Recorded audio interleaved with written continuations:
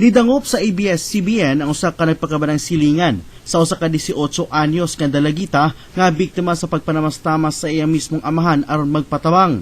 Aron makita sa news team ug mabisita ang kahimtang sa biktima nga anaa sa ospital, giubanan namo ang maong ginang. Na-confine sa ospital ang dalaga human gipasakitan kini sa iyang amahan. Dako ang kalagot sa inahan ug dili kini makatuo nga mabuhat sa iya mismong bana ang pagpanamastama sa iyang kaugalingong anak. Namatikdan nga karon bag-o nga maghigda silang duha na isa ray habol, pero wala gi ko ingon ana nga bation og pangabok ko kay amahan gud siya nga anong karon nga nabuhat man ginay sa dili mao nga mura sag iro. Sumala sa testimonya sa igsoon sa biktima, nakit-an pa niya mismo kung giunsa sa iyang amahan ang pagpanamastama sa iyang ate.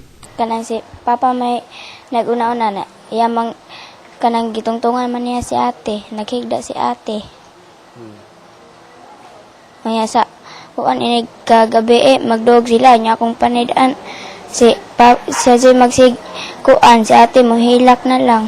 Dugang pa sa igsoon sa biktima, nag-edad sa 12 anyos ang iyang ate sa diyang gisugda na kini pagpanamastamas. Luguson pa kini siyang amahan ikatulo kahigayon sa usa lamang kaadlaw.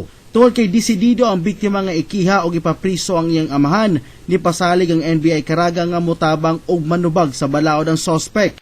Ay basta pumunta sila rito sa amin, humingi ng tulong, file ng complaint, kagad-agad, imbestigahin ng NBI yan. Action ng kagad. Nibahad ang sospek nga kaugaling magsumbong sa otoridad ang biktima, hutdon matud pa niya og patay ang iyang tibuok pamilya. Hinungday nga nakipuyok una kini sa ilang mga suod nga higala aron magtago.